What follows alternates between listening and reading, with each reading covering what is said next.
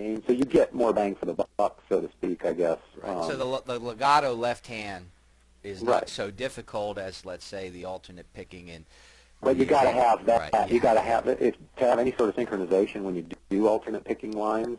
You got to have the ability to do legato. Exactly. So Yeah. So let's talk about that for a minute. Back in Rhythm 1, because this is, again, another question that students come up with all the time. They definitely have their favorites in terms of the rhythm guitar songs. hmm Uh, what what are the key tunes for you, or what are the ones you're really proud of, or you really think have gravity? oh, well, basically, as I was doing the songs for that, what I was trying to do is do two things at the same time. I was trying to, well, three really.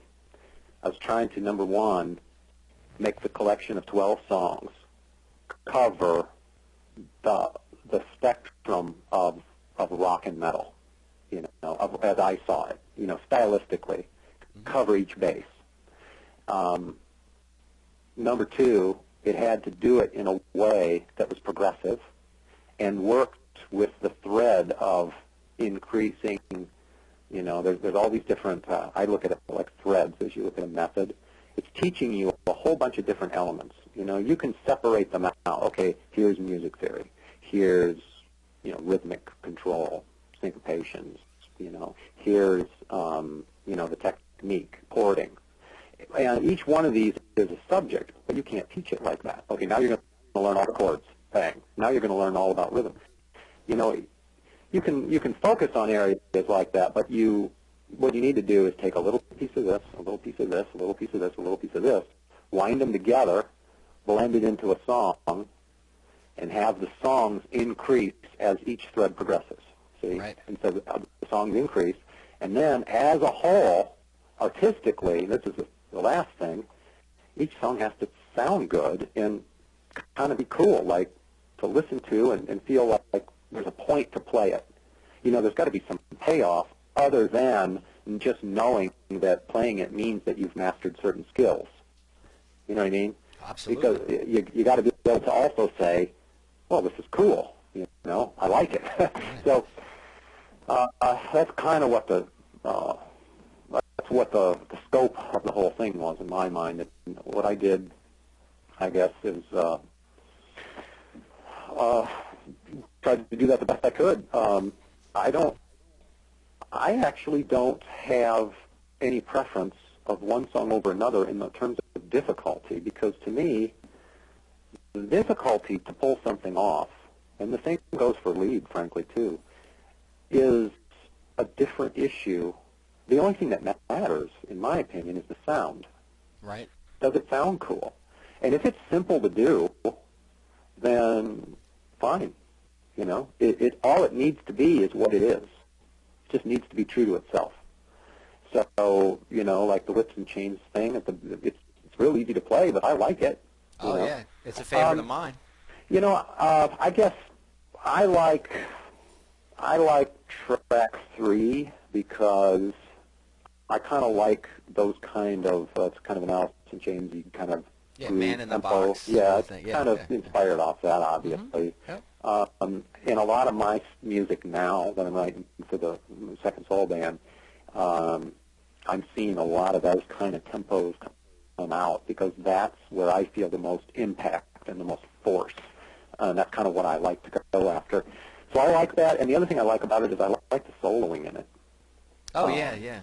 I get asked to and break the solos those down. were, yeah. Thanks a lot, what? Troy. I never even intended to do solos on that when I was doing that. I was just writing the music, and then at the very end I thought, I should stick some melodies on these things. It'll be more fun to play along. It'll be better. It won't get boring. Right. And so I did, but those were basically improvs of like not one take improvs, but I would crack at it a few times and then figure out what I wanted to do and piece that together. And some of that stuff, I like some of those solos because for the first time I was recording at the time when I did that in the 90s. It was like one of the first times that I was recording, and I sort of could take the, what's the word? I could take off the constraints. You see, because in the lead book there's constraints. The method constrains what each solo can be. So I mean, you can't go outside the scope of the skill set I'm from teaching. the pros. It's like playing, with your hand tied behind your back, basically. It's like, be creative and write something that's cool, but only use this. Right. And so, it's kind of a cool exercise. In fact, I'd recommend it if somebody wants to do something like that. It helps to try to do that. But anyway, it was kind of fun because then I could go outside the box. I guess, I don't know. I don't even remember all of them off the top of my head, to tell you the truth. Well, I will tell you, in terms of feedback from our fellas, in terms of the soloing on Rhythm Guitar Volume 1, the one that everybody loves, hands down, the king one that resonates with everybody, is the solo from Tales from the Crypt. Number 2. Number 2, right. I don't remember it. It's such strong melody. It's such a strong melody-driven line, and they just well, I'll just shoot it out to you real brief. The big ones that everybody loves: Song 2, Tales from the Crypt; Song 5, On the Prowl, is incredibly popular. Yeah, that's kind of a throwback to the Kiss influence. Yeah, it's a great one, and of course number 3, as you mentioned, it's kind of splits. We have guys that are more of the Tao of Metal, Song 3, and the Song 5 vocabulary kind of guys. But everybody also, of course, loves Song 6, As Darkness Gathers. The Metallica one, yeah. They all love that. But everybody, hands down, in terms of what we're speaking of, in terms of the leads that you lay down on top of these things, everyone raves about that. I think that I remember there's like a pedal tone kind of thing going on with a chromatic stuff. Yeah, it's almost thematic, this lead line. Yeah, the melody is I know what you're talking about. It's like a Phrygian deal. And yes, and everybody loves it. They all love it. And that's the thing I say, well, please don't ask me to transcribe any more of these things for you guys, I really feel drawn to that whole tension business of tones, and I hope we can talk at some point about that. But the whole tension of the way chromatic tones get used, and that's what I hear in Randy Rhoads playing that I love so much, is that he builds up a case of context so that when he gives you the melodic, the tension tone, or or the pull to the melody, it's unmistakable, and you feel like it's absolutely right. It has power. Absolutely. And that's what I really like to seek. And in the process of doing that, it kind of brings up something too. A lot of people, in the whole shred thing, wanting to play faster and faster and faster technique, you, in some respects, lose the ability to have powerful impact melodically when you play too fast. And I'm not opposed to fast playing. That's stock in trade. Yeah, sure.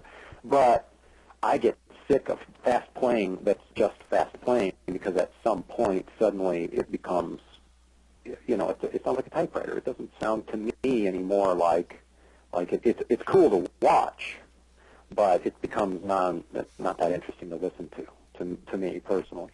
Well, exactly. Although I have respect for the players that can do it, still, to me, the whole point of technique is that it is to serve the music in an artistic voice, and that's why I still have I think melody. If you don't actually hear it as melody, but there's still melodic information that drives like my stuff. You'd hear that in any of the Second Soul stuff. Oh, cool. Well, and the thing is not to go too far off on Randy Rhoads, because this interview would probably go about 20 hours if we started into Randy. But, this is the thing that I try to point out about Randy. Randy obviously could play very well, is very educated, having grown up in a music school and blah, blah, blah, blah, blah. But Randy never played too fast.